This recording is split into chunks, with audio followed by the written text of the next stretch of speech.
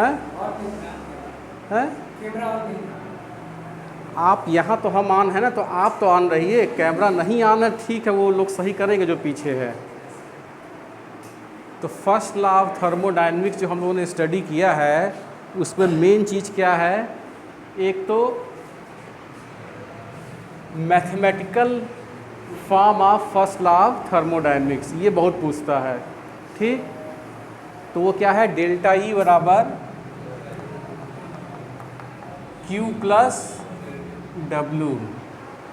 इसको आप एक्सप्लेन करके बाकायदा लिखेंगे, ठीक है ना।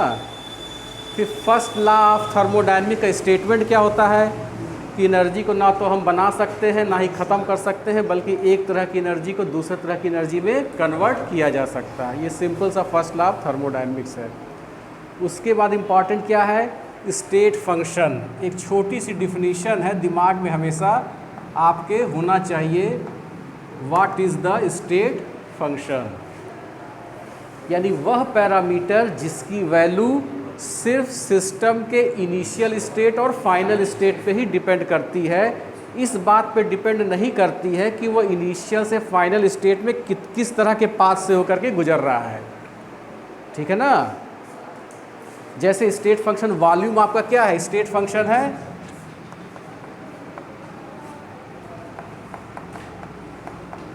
तो इसका यदि यह इनिशियल स्टेट है और यह फाइनल स्टेट है, यहाँ वॉल्यूम V1 है और ये V2 है, तो वॉल्यूम की वैल्यू जो है किस पे डिपेंड करेगी, V2 और V1 पे ही डिपेंड करेगी। इस बात पे डिपेंड नहीं करेगी कि इनिशियल से फाइनल स्टेट में आने में यह पाथ लेता है या इस तरीके से आता है या और घूम फिर करके इस तरीके से आता है।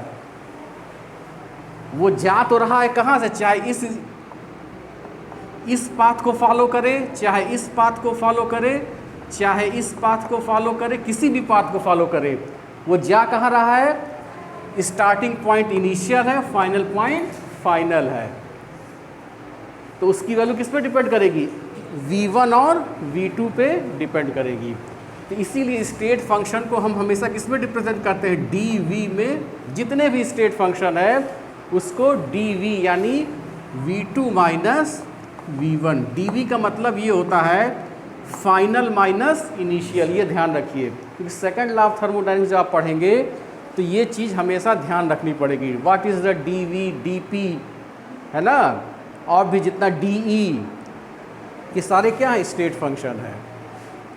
फिर हमने बात किया था कि work is not a state function.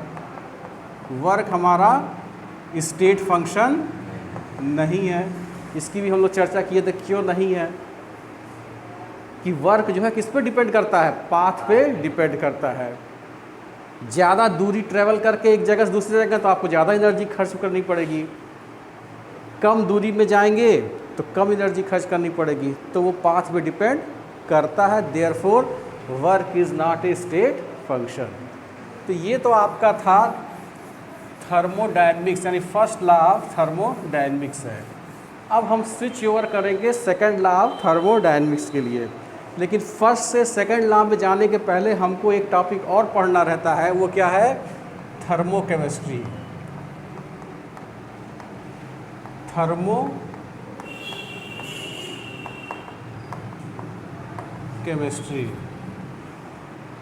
ठीक है। थर्मोकेमिस्ट्री क्या है, थर्मोकेमिस्ट्री, हाँ,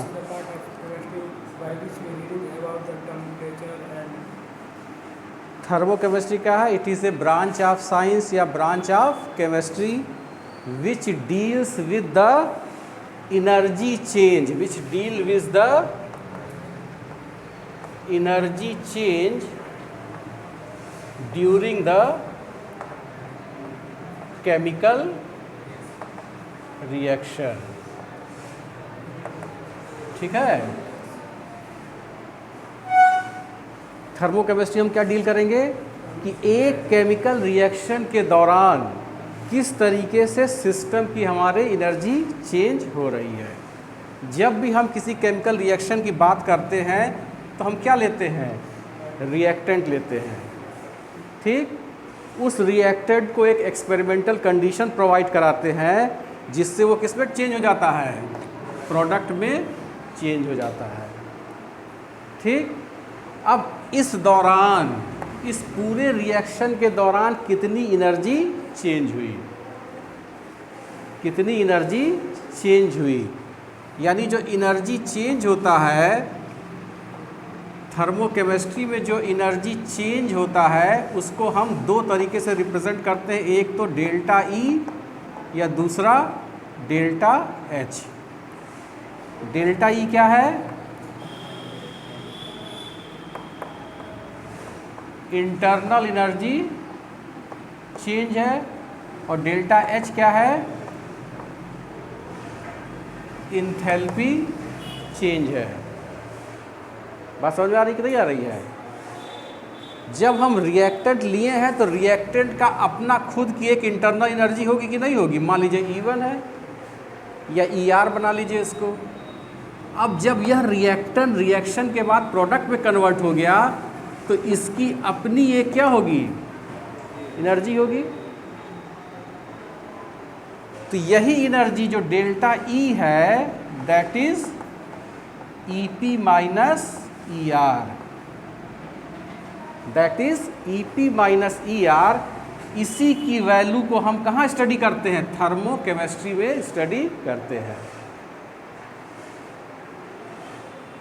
ठीक, मैंने क्या कहा कि एनर्जी चेंज आप दो तरीके से रिप्रेजेंट कर सकते हैं, एक तो इंटरनल एनर्जी चेंज और दूसरी क्या है, इंथैल्पी चेंज। सीधी सी बात है कि हर एक रिएक्टेंट का अपनी एक इंथैल्पी होगी, प्रोडक्ट की अपनी एक इंथैल्पी होगी। ठीक, तो डेल्टा एच क्या हो जाएगा, बात समझ में आई? अब यही एनर्जी चेंज बहुत इम्पॉर्टेंट इंफॉर्मेशन देता है किसके लिए, किसी पर्टिकुलर केमिकल रिएक्शन के लिए। यदि डेल्टा ई की वैल्यू निगेटिव है या डेल्टा एच की वैल्यू निगेटिव है तो हम कहेंगे कि हमारा रिएक्शन क्या होगा। अच्छा, ये निगेटिव कब होगा, ये निगेटिव कब होगा है? अभी आप सीधे इस इक्वेशन को देख के बताइए निगेटिव कब होगा, जब हाँ ER is greater than EP या HR is greater than HP, तभी निगेटिव होगा। कहने का मतलब ये है जो रिएक्टेंट है उसकी एनर्जी क्या होगी, इससे ज़्यादा होगी, प्रोडक्ट से ज़्यादा होगी, ज़्यादा होगी ना। तो प्रोडक्ट कब बनेगा, अब आप सोचिए इसको। यहीं पे मैंने क्या कहा, डेल्टा ई निगेटिव है तो ER is greater than EP, reactant की एनर्जी प्रोडक्ट से ज़्यादा है, तो इस रिएक्टेंट से प्रोडक्ट कब बनेगा, हाँ जब एनर्जी ER रिएक्टेंट की एनर्जी वो रिलीज करेगा बाहर की ओर, सिस्टम से सराउंडिंग में एनर्जी वो देगा। ठीक है, तो जब सराउंडिंग में एनर्जी वो देगा तो सराउंडिंग का टेम्परेचर क्या होगा, बढ़ जाएगा। हम केमिकल रिएक्शन हो रहा है, हम यहाँ खड़े हैं और वो रिएक्शन ऐसा है जिसमें एनर्जी वो रिलीज कर रहा, तो हमको क्या लगेगा, गर्मी जैसा लगेगा कि नहीं लगेगा, हैं? तो ऐसे रिएक्शन को कहते हैं क्या, एक्सोथर्मिक रिएक्शन कहा जाता है। क्या कहा जाता है, एक्सोथर्मिक रिएक्शन, जिसमें हीट रिलीज हो रही है। ठीक, बहुत दिमाग लगाने की ज़रूरत नहीं है, यही से पकड़िए। डेल्टा ई क्या होता है, हमेशा प्रोडक्ट वाले रिएक्टेंट होता है। यदि ये निगेटिव होगा कब होगा, ये बड़ा होगा, और ये जब बड़ा होगा तो ये प्रोडक्ट कब बनेगा, जब एनर्जी को रिलीज करेगा। तो ये क्या हुआ, एक्सोथर्मिक रिएक्शन। दूसरा केस क्या है कि delta E EP minus ER आपका क्या हो जाए, पॉजिटिव हो जाए, या डेल्टा HP माइनस HR ये भी मान लीजिए पॉजिटिव आ रहा है।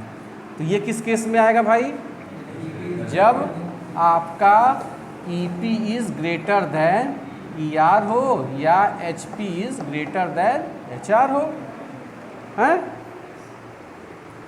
तो डेल्टा H की वैल्यू या डेल्टा E की वैल्यू यदि पॉजिटिव आ रही है तो रिएक्टेंट से प्रोडक्ट कब बनेगा? क्योंकि प्रोडक्ट की एनर्जी ज़्यादा है, तो रिएक्टेंट क्या करेगा? कुछ एनर्जी लेना पड़ेगा उसको ना, तो कहाँ से लेगा? वो सराउंडिंग से लेगा, प्रोडक्ट से नहीं लेगा, सराउंडिंग से लेगा और प्रोडक्ट में कन्वर्ट हो जाएगा। तो जब एनर्जी लेगा तो सराउंडिंग एनर्जी क्या होगी? कम होगी। एनर्जी कम होगी तो टेम्परेचर डाउन हो जाएगा। तो इस केस में क्या होता है? ऐसे रिएक्शन क्या कहलाते हैं? एंडोथर्मिक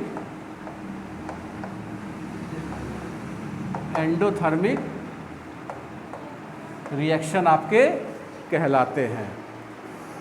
अब दो चीज़ क्लियर हो गई, what is exothermic reaction and what is endothermic reaction. Exothermic reaction में हीट बाहर आ रही है, यानी सराउंडिंग का टेम्परेचर बढ़ रहा है, तो इसीलिए हम एक्सोथर्मिक को क्या कहते हैं? हीटिंग इफेक्ट क्या कहते हैं? क्या कहते हैं?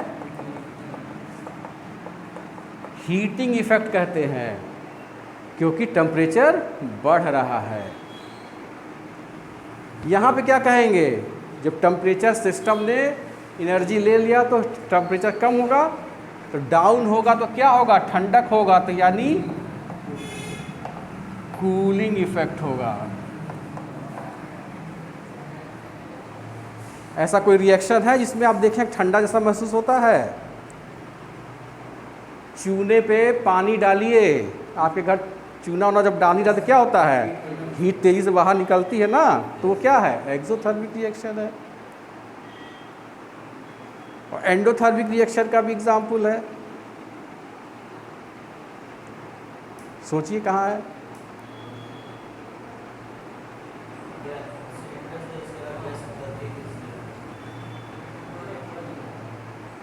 अरे भाई, फ्रिज में से ठंडा पानी निकालिए, गिलास पकड़े, डालिए गिलास को, थोड़ी देर में गिलास क्या होगी?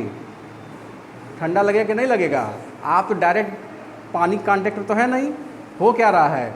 जब गिलास में पानी डाल रहे हैं तो गिलास का पानी का टेम्परेचर क्या बहुत कम है, और उसके सराउंडिंग टेम्परेचर ज़्यादा है, एटमॉस्फेरिक टेम्परेचर। तो हीट एनर्जी कहाँ से कहाँ जाएगी? सराउंडिंग से टेम्परेचर इसमें जाएगी। तो सराउंडिंग आपका क्या है? जो गिलास और बाहर का सरफेस, वही ना सराउंडिंग है।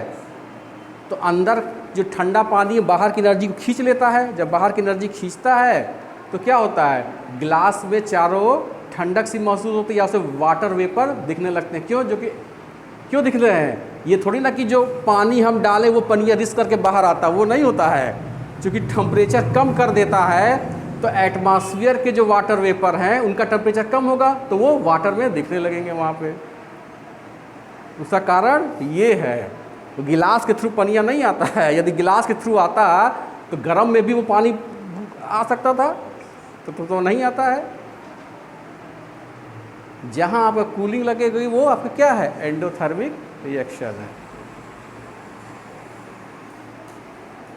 समझ में आयल हो? हैं? ऐसे का कर बैठे हो, उसको दबा के बैठे हो जी?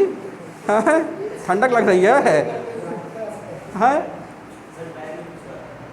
हाँ, लग तो रहा है। सोना चांदी कुछ रखे दबा के बैठे हुए हैं। रखिए इधर किनारे रखिए। अब बात आती है बेटा कि जब हम हीट ऑफ रिएक्शन की बात करते हैं, ये डेल्टा H और डेल्टा E क्या है? इसको बोलते हैं क्या? Heat of reaction. क्या बोलते हैं? Heat of reaction. अब आप कहेंगे सर इन दोनों में आखिर अंतर क्या है? What is the difference between delta E और डेल्टा H?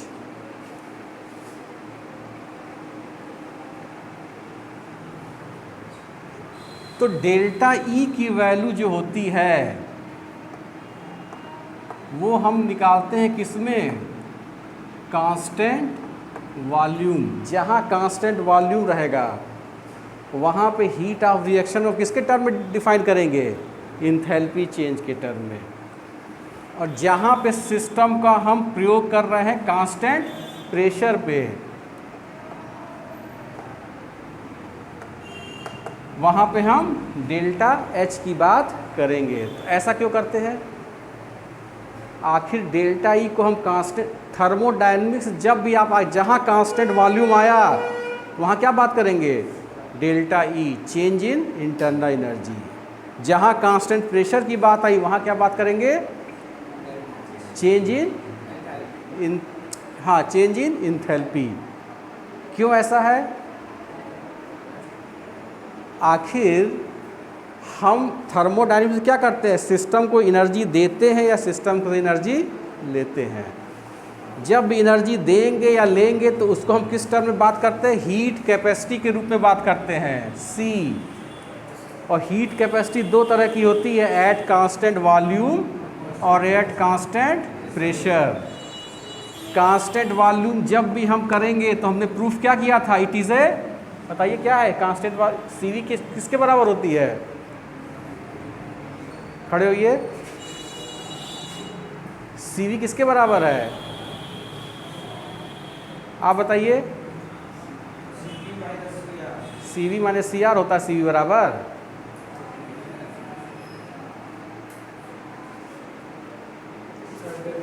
है डेल वी अपॉन डेली। मारेंगे दिमाग, ये हम बताएं डेल वी अपॉन डेली।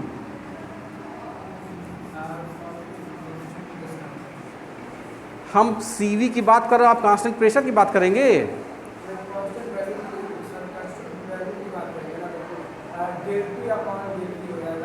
लिख के दिखाइए क्या बोले, लिखिए जरा, पढ़ते वढ़ते है नहीं।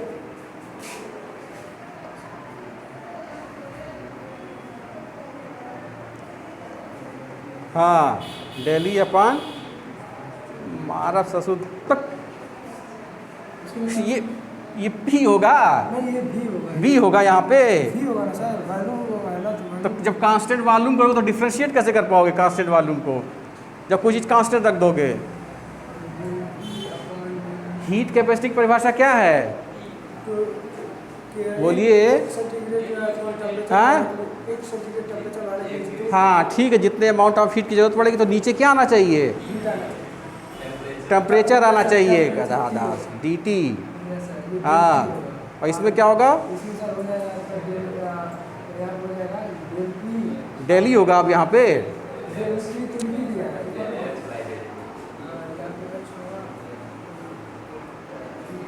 पढ़ वढ़ नहीं रह दीजिए, बैठिए। सीवी क्या है? Heat capacity eight constant volume, यानी हम सिस्टम का वॉल्यूम कांस्टेंट रखे हैं, कांस्टेंट रख करके सिस्टम का टेम्परेचर या तो बढ़ा रहे हैं या तो घटा रहे हैं 1 डिग्री सेंटीग्रेड। तो जब कांस्टेंट वॉल्यूम, अब ये कैसे प्रूफ हुआ? इसका प्रूफ है, आप लोग देखेंगे तब कैसे आ गया, तब del E upon del T आता है। और वही सिस्टम का यदि प्रेशर कांस्टेंट रखते हैं और सिस्टम का टेम्परेचर घटाते बढ़ाते हैं तो सिस्टम का जो हीट कैपेसिटी होगा वो किस टर्म में निकलेगा? इंथैल्पी चेंज के रूप में निकलेगा। ये ध्यान रखिए। थर्मोडायनेमिक्स से जहाँ कांस्टेंट वॉल्यूम आएगा तो सारे के सारे इक्वेशन किसके फॉर्म में होंगे? Change in internal energy. Constant pressure होगा तो चेंज इन इंथैल्पी। अब क्वेश्चन आता है कि heat of reaction delta E important है कि डेल्टा एच इम्पॉर्टेंट है? हमको किससे रिप्रेजेंट करना चाहिए? कौन सी वैल्यू ज़्यादा इम्पॉर्टेंट है? जब हम कांस्टेंट वॉल्यूम और कांस्टेंट प्रेशर की बात कर रहे हैं तो हम क्या आपसे बताए थे कि सिस्टम हम किस में ले रहे हैं? गैसियस फेज में ले रहे हैं। गैसियस फेज में जब आप प्रेशर कांस्टेंट रख सकते हो या प्रेशर बढ़ा सकते हो या प्रेशर घटा सकते हो। सॉलिड लिक्विड में तो होगा नहीं वो। थर्मोडायनेमिक्स के जितने भी इक्वेशंस हैं किस फेज के लिए हैं? गैसियस फेज के लिए ही होते हैं जनरली। समझ आई बात? तो क्वेश्चन आपके एग्ज़ाम में पूछा जाता है कि किसी भी केमिकल रिएक्शन का heat of reaction delta E important है या डेल्टा एच इम्पॉर्टेंट है? कौन सा इम्पॉर्टेंट है? Delta H. और कोई? इन्होंने डेल्टा एच बताया, कोई डेल्टा ई को इम्पॉर्टेंट बताएगा?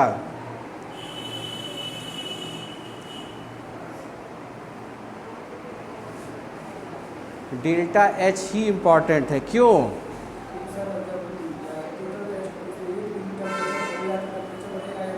ऐसा कुछ नहीं है, डेल्टा एच इसलिए इम्पॉर्टेंट है कि जितने भी रिएक्शन होते हैं गैसियस फेज में मैक्सिमम कांस्टेंट प्रेशर पे ही हम करते हैं, क्योंकि जब कांस्टेंट प्रेशर करेंगे तो वॉल्यूम चेंज होगा। क्योंकि कोई भी गैस में आप कुछ भी करेंगे तो उसका वॉल्यूम को कांस्टेंट रखना बहुत ही मुश्किल है। लैब में जितने भी एक्सपेरिमेंट होते हैं वो कांस्टेंट प्रेशर यानी एटमॉस्फेरिक प्रेशर क्या होता है, हमेशा कांस्टेंट रहता है। That's why delta H is more experiment relevant in comparison to delta E. ठीक है, समझ में बात? तो पहले थर्मोकेमिस्ट्री की डिफिनीशन लिखिए, चलिए।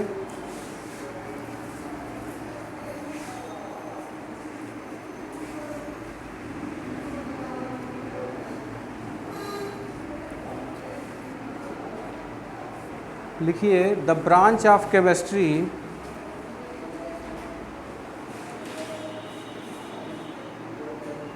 It is the branch of chemistry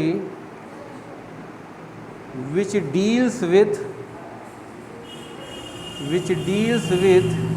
energy changes,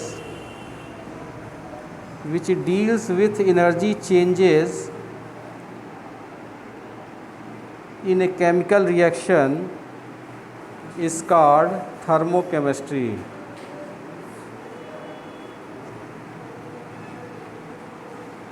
Is called thermochemistry.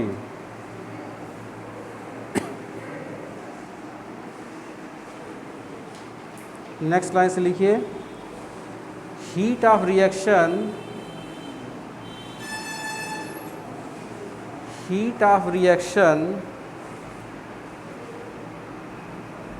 For a given chemical reaction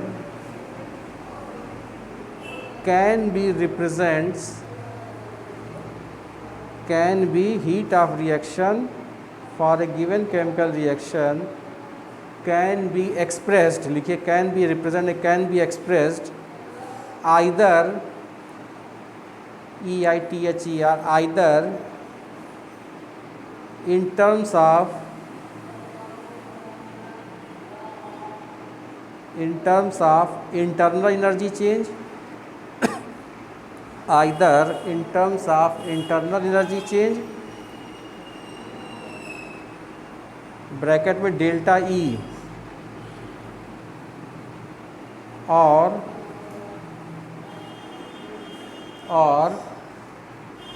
in terms of enthalpy change,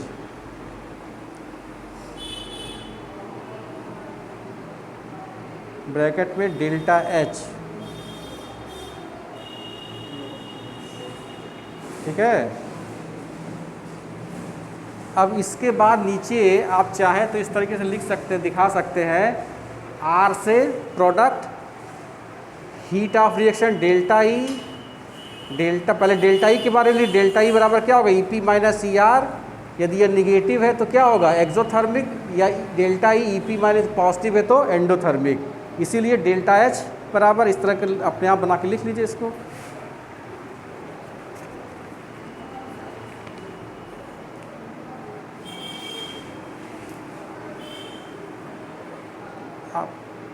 जो आपको सूटे अपने हिसाब से इसको लिख लीजिए।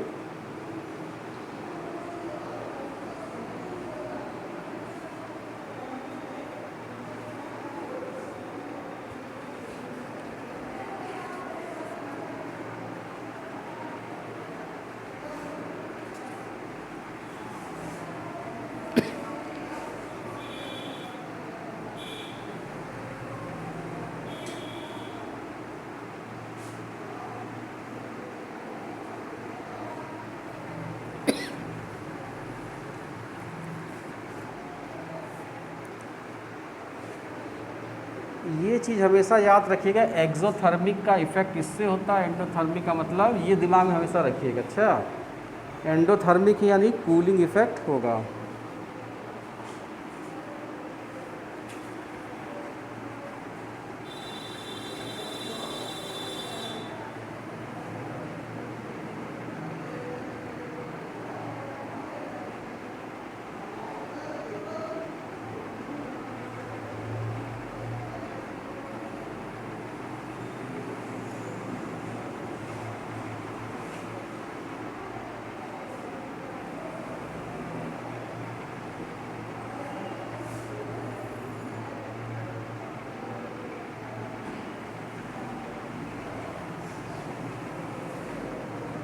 हो गया।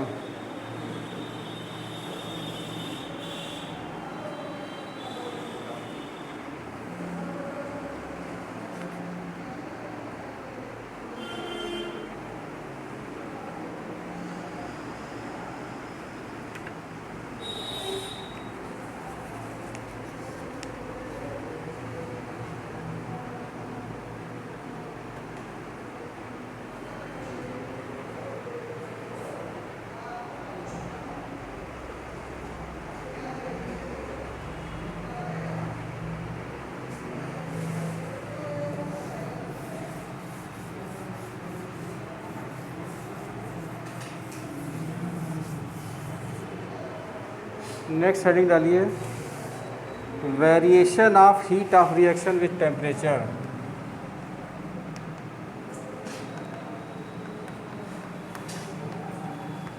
Variation of heat of reaction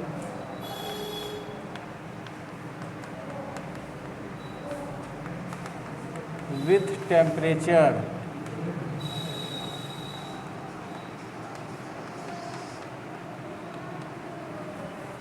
इसको बोला जाता है किरचॉफ लॉ। क्या बोलते हैं? एग्जाम में पूछा जाता है शॉर्ट नोट के रूप में।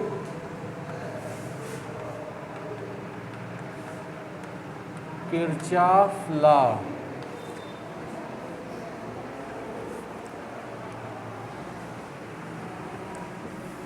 मिटा दे इधर ना ये।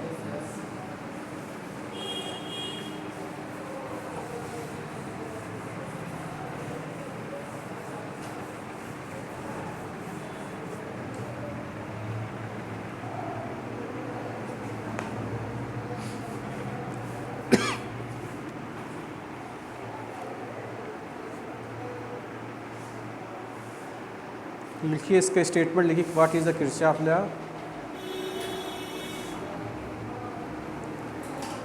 लिखिए the variation of heat of reaction, the variation of heat of reaction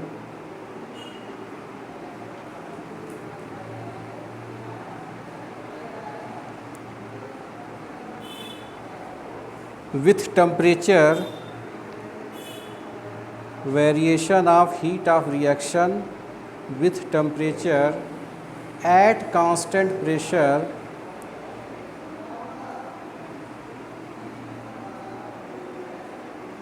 as at constant pressure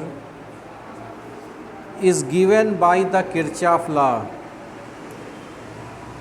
Variation of heat of reaction with temperature at constant pressure is given by Kirchhoff law, which can be described as follows.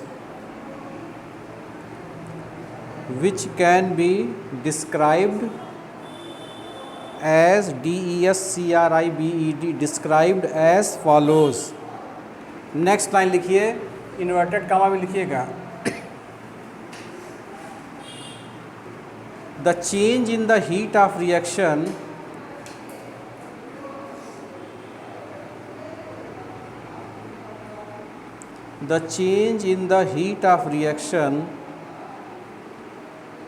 at constant pressure, the change in the heat of reaction at constant pressure per degree change of temperature,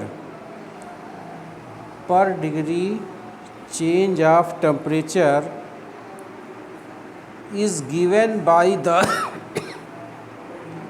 per degree change of temperature is given by the difference in the heat capacities, difference in the heat capacities of the product and the reactant, of the products and the reactant at constant pressure, at constant pressure। Inverted gamma close कर दीजिएगा। फिर से ध्यान से सुन लीजिए क्या statement है। The change in the heat of reaction at constant pressure per degree change of temperature is given by the differences in the heat capacities of product and reactants at constant pressure। अब मान लीजिए let us consider a chemical reaction AA BB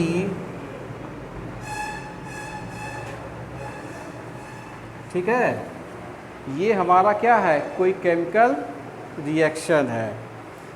ठीक, अब इस chemical reaction में हम Kirchhoff law लगाना चाहते हैं। तो किरचॉफ लॉ क्या कह रहा है? It is the variation of heat of reaction with temperature, यही है ना किरचॉफ लॉ। और इसकी वैल्यू क्या होती है? प्रोडक्ट की हीट कैपेसिटी माइनस रिएक्टेंट की हीट कैपेसिटी के बराबर होती है। यानी change of heat of reaction per unit temperature हमको निकालना पड़ेगा इसका। यानी हम टेम्परेचर 1 डिग्री टेम्परेचर बढ़ाते हैं तो उसका heat of reaction delta H की वैल्यू कितनी चेंज होती है। ठीक, तो पहले तो डेल्टा एच क्या होगा, therefore for this reaction delta H की वैल्यू क्या होगी।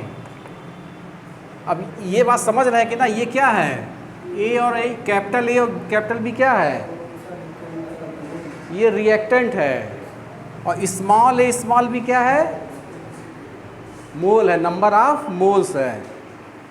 सी और डी क्या है, प्रोडक्ट है। और स्मॉल सी और स्मॉल डी क्या है, नंबर ऑफ मोल्स सी और डी के हैं। तो यदि आपसे कहें कि डेल्टा एच की वैल्यू इस केमिकल रिएक्शन की क्या होगी, तो डेल्टा एच कैसे निकाला जाता है, प्रोडक्ट माइनस रिएक्टेंट। लेकिन यहाँ कई प्रोडक्ट हैं तो समेशन में लेकर के चलेंगे तो हो जाएगा क्या, summation H products minus summation H क्या होगा, रिएक्टेंट्स होंगे। ठीक है, लिखते चलिए। अब डेल्टा एच की वैल्यू इसके लिए हो जाएगी कितनी, C H C capital plus D H D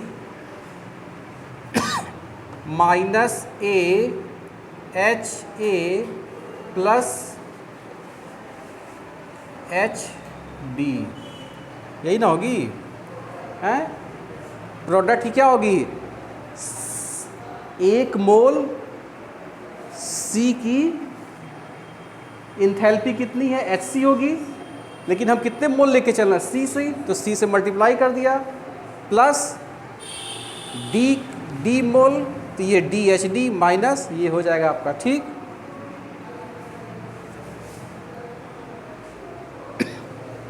सही है ना।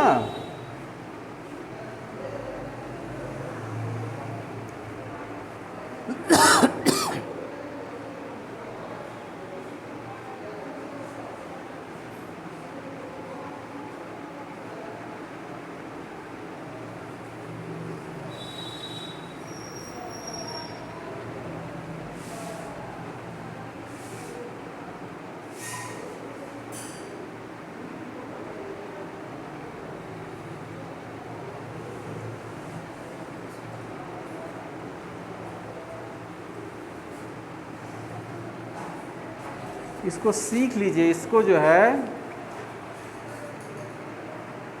जो आपने स्टेटमेंट लिखा है किरचॉफ लॉ क्या है, change in heat of reaction with temperature. तो हमने change in heat of reaction निकाल लिया। अब इसको विथ रिस्पेक्ट टू टेम्परेचर निकालना है। तो क्या करेंगे, इसको लिख सकते हैं क्या, delta del H upon delta T लिखा जा सकता है इस तरीके से, तभी तो निकलेगा। Change of delta H with respect to temperature at किस कंडीशन में, पी कांस्टेंट प्रेशर पी, यही हीट ऑफ की किरचॉफ लॉ है। जब डेल्टा टी इधर भाग गई है तो इधर भी हमको वो चीज़ करना पड़ेगा। तो इसको क्या हो जाएगा, ये हो जाएगा आपका C delta H C upon delta T at constant pressure, D delta H D upon delta T minus A delta H A upon delta T minus B delta H B upon delta T P होगा। अब ये क्या represent कर रहा है? Delta H upon delta T क्या represent कर रहा है? हैं? सी पी किसके लिए? प्रोडक्ट सी के लिए। हैं? ये किसके लिए रिप्रेजेंट कर रहा है? सी पी फॉर डी के लिए, ये ए के लिए, वो बी के लिए। तो इसको हम लिख सकते हैं क्या? Delta del H upon delta P, P constant C, और ये क्या हो जाएगा? सी पी किसका है? ये सी के लिए है plus D C P D के लिए है minus A C P A के लिए है प्लस बी सी पी किसके लिए है? बी के लिए है। ठीक है? हैं? तो ये टोटल क्या हो गया? ये प्रोडक्ट का सीपी हो गया और ये रिएक्टेंट का सीपी हो गया, इन दोनों का डिफरेंस हो गया। तो ये आपका क्या कहलाएगा? Kirchhoff law. ये टोटल आपका इक्वेशन कहलाएगा। Variation of heat of reaction with temperature किसके बराबर होता है? CP of product minus CP of reactant, यही आपका होता है। लिख डालिए इसको।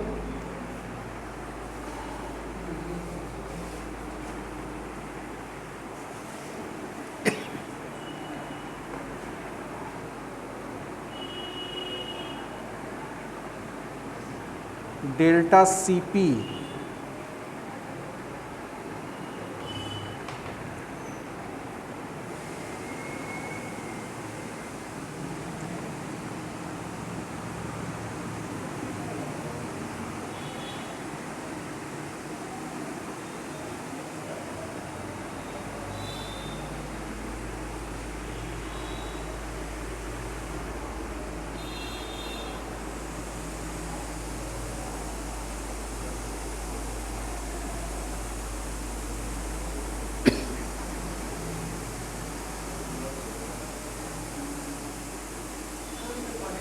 है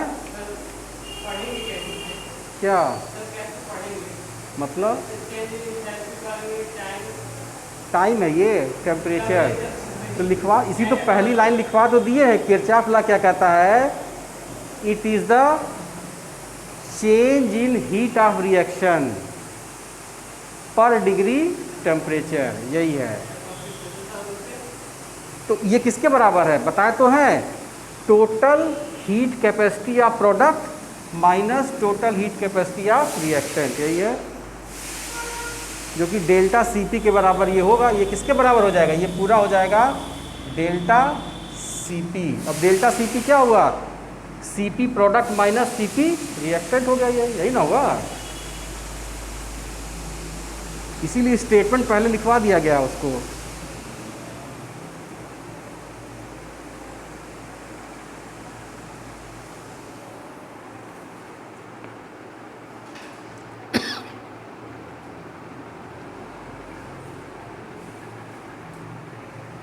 इसको ऐसे लिए, डेल्टा सीपी किसके बराबर हो जा रहा है? डेल्टा सीपी हो जा रहा है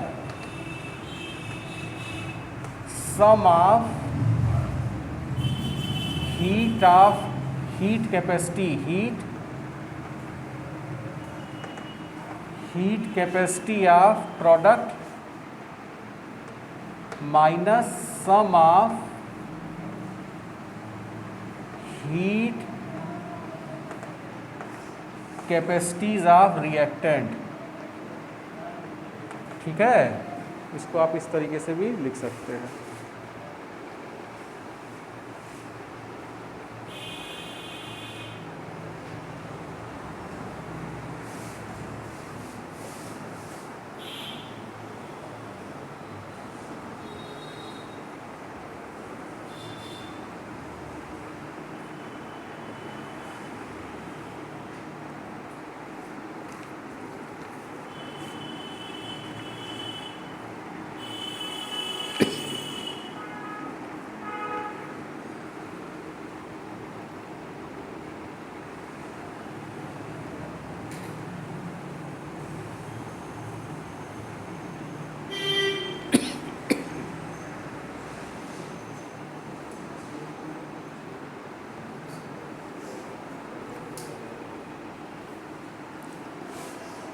अब एक प्रॉब्लम यदि हम आपको दे रहे हैं, इसको तो आपने किस पे निकाला, कांस्टेंट प्रेशर पे ना। यही इक्वेशन यदि कांस्टेंट वॉल्यूम पे हो तो क्या हो जाएगा, हैं, डेल्टा एच की जगह डेल्टा ई हो जाएगा और सी पी की जगह सी वी हो जाएगा। तो यानी यहाँ हो जाएगा एट कांस्टेंट वॉल्यूम, तो ये सी पी क्या होगा, डेल्टा सी वी हो जाएगा, और ये क्या होगा, delta del E upon del T at constant volume.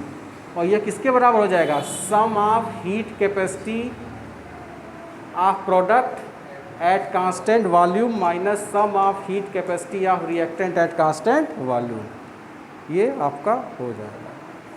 ठीक है। जनरली सिर्फ वो क्या पूछता है एग्जाम में, what is the Kirchhoff law. तो किरचॉफ लॉ जब भी आप प्रूफ करेंगे प्रेशर वाले से ही प्रूफ करेंगे, इसको दिखा देंगे और ये आपका जो है बाद में इस तरीके से इसको आप लिख लेंगे। अब बताइए किसी कुछ पूछता उछता है, पहले की कोई प्रॉब्लम?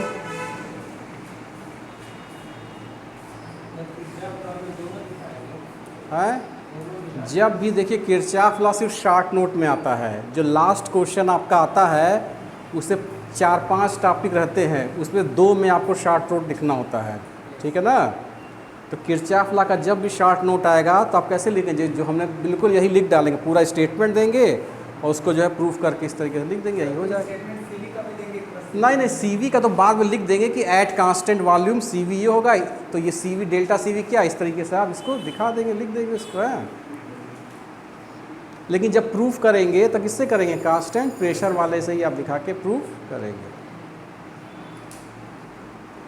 कोई क्वेश्चन है, खरीदे अंसाल, पूछिए,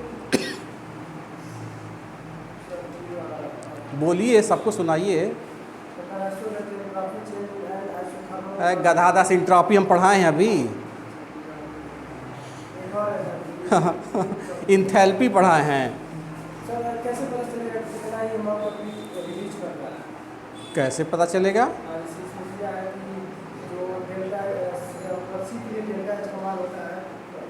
कौन सा क्वेश्चन है?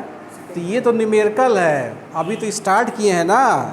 वो एनर्जी कैसे रिलीज करता है, ये इतना पता चलेगा कैसे इतना ही एनर्जी रिलीज करता है। जब आप केमिकल रिएक्शन लगाएंगे, हमने क्या कहा, चूना है, चूना क्या है, कोई केमिकल है ना, उसको हमने पानी डाला, पानी भी केमिकल है, दोनों रिएक्ट किए ना, तो आपको कैसा महसूस हो रहा है, तब तो क्या होगा, एक्सोथर्मी, हीट रिलीज़ कर रहा है। अगर पता करना हो कितना हीट रिलीज कर रहा है तो अब कितना करना है ये तो हम टेम्परेचर डिफरेंस वगैरह वहाँ एक्सपेरिमेंट करना पड़ेगा ना, तुरंत थोड़ी ना आपको हीट लगे पहचान लें कितना हीट निकली, वो तो कुछ कैलकुलेशन वगैरह करना पड़ेगा ना। ठीक है, वो तो बच्चा आपको करना पड़ेगा, जो एक्सपेरिमेंटली किया जाता है वो सब चीज़। और कोई question, first law of thermodynamics से रिलेटेड कोई क्वेश्चन है? इसके बाद जो भी चीज़ इसमें इससे न्यूमेरिकल ही आता है, इससे जो है इस चैप्टर से सिर्फ और सिर्फ न्यूमेरिकल आता है, और इससे शॉर्ट नोट मान लीजिए पूछा, लेकिन न्यूमेरिकल ज़रूर आता है, 2-2, 4-4 नंबर का। तो जब अगला पढ़ेंगे कल जो पढ़ेंगे तो उसमें न्यूमेरिकल ही हम लगवाएंगे, ध्यान से आप लोग इसको देखिएगा। ठीक है ना।